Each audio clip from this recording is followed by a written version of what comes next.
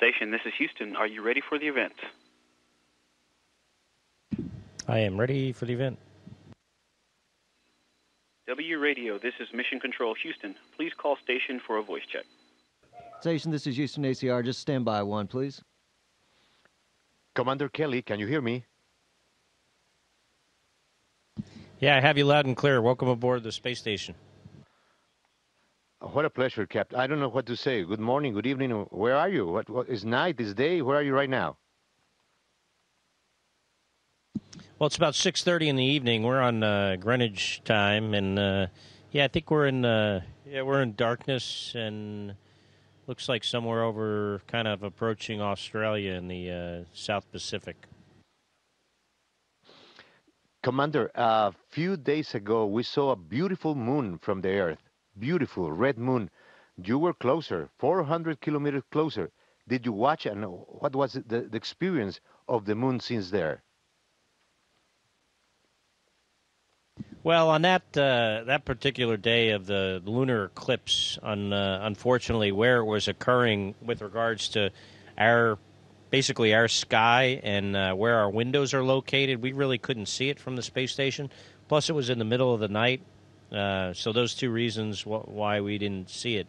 But in general, you know, the moon and the Earth and the stars are very, very beautiful to see from here.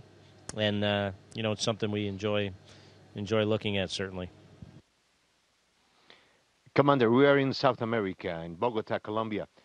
Sometimes you look to the window and you try to find your house in the United States? Well, yeah, but that's only because we have this giant lens camera, and it's got, like, with the doubler on it, like a 1,200 millimeter lens. Otherwise, we really couldn't see anything with the naked eye that is human-made, with the exception of you can kind of see, you know, airports. You can see cities and tell they're cities, but it's not like you'd be able to see a particular building without the aid of a camera or binoculars. Commander, how is your day? At what time do you wake up, and how is a regular day? So we get up at, you know, between 6 and 6:45 in the morning. We have a meeting with the ground called the Daily Planning Conference, generally at about 7:30 in the morning. And again, that's on Greenwich Mean Time because it's a very, I wouldn't say convenient, but it's a time that works for all the different control centers around the world that have to work together. And, you know, then our day progresses from there. We work basically until 7 o'clock, 7:15 in the evening, and, you know, have a lot of activities to do, scientific experiments, maintenance on the space station, just general, you know, housekeeping, keeping this orbiting laboratory running, as well as the exercise time we have up here is done during the day. Commander Kelly, NASA have plans to send humans to Mars in 2030, but with the latest discovery of liquid water and knowing that water means fuel for your spaceship, is there a chance that that goal can be reduced few years? And if so, you would be, or would you like to be, in that very first mission? Well, I don't think us finding water would accelerate our mission to Mars. Maybe if we found a bunch of money, that would probably help a lot more because, you know, that's one of the things we really need to go to Mars is the funding. And, you know, the technology we understand, I think, a lot of what we need to do to get there. But, you know, funding is one of the things in the critical path. So I don't think the water helps us in that regard, but it is very exciting. It does help us in other ways. You know, once we get there, having water is very important. Obviously, you need water to sustain life. It'd be great if we didn't have to bring it all with us. We could maybe get it out of the Martian atmosphere or out of the soil. And like you said, you know, you can use liquid oxygen and liquid hydrogen to propel a rocket. So, you know, having available water may be a source to be able to use for your rocket engine. Commander Kelly, your current mission is unique. Your twin brother is here on Earth, and the idea is to compare your health with his to see the variations during this year on space. So far, have you learned something special? Do you feel younger than him? Well, I hope I look younger, but I don't know that I feel younger.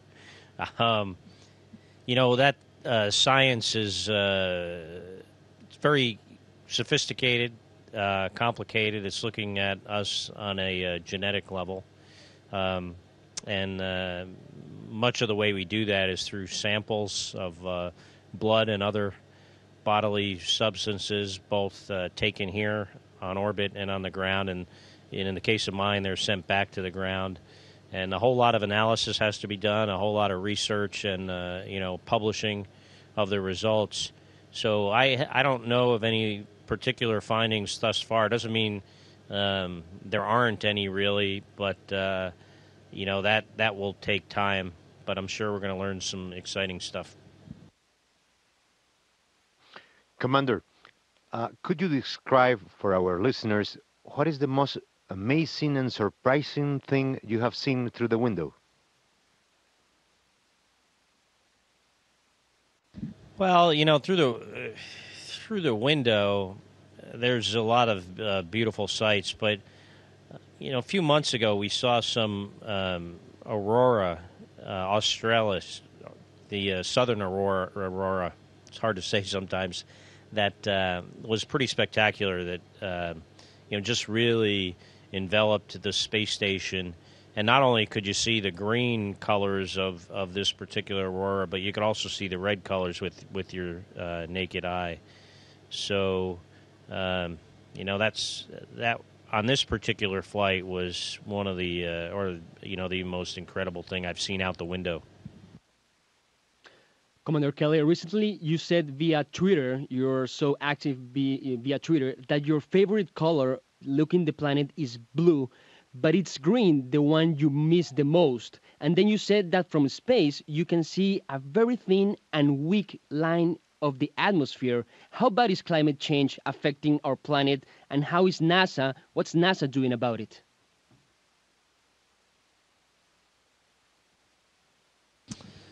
Well, I believe, climate change is real. I believe that, humans have an effect on it. I don't know exactly, what level that effect is, but I think it is significant. And, NASA studies the Earth, and we have a lot of scientists that do this type of research, and we're part of the larger community of, scientific investigators that have, documented the impacts of, the humans on our environment. Commander Kelly, we all hope to be alive to see a long-term mission to Mars, but radiation effects and the absence of gravity are a big challenge for the human body.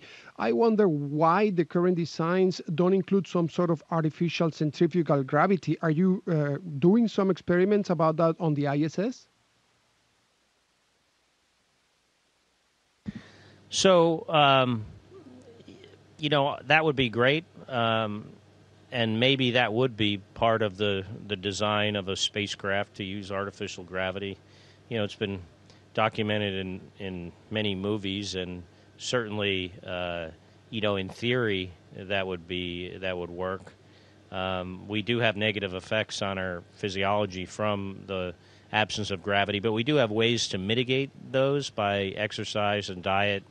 Maybe there'll be other ways found in the future. So, yeah, that is an option, and possibly that'll be designed into the vehicle. That'll hopefully go to Mars in my lifetime. I'd love to see it, and I probably won't be able to participate in it directly as a crew member, but maybe in some other capacity. Commander, this is our last question. Station, this is Houston ACR. That concludes the W radio portion of the event. Please stand by for a voice check from WGN Radio. Station, this is WGN Radio. How do you hear us? Have you loud and clear.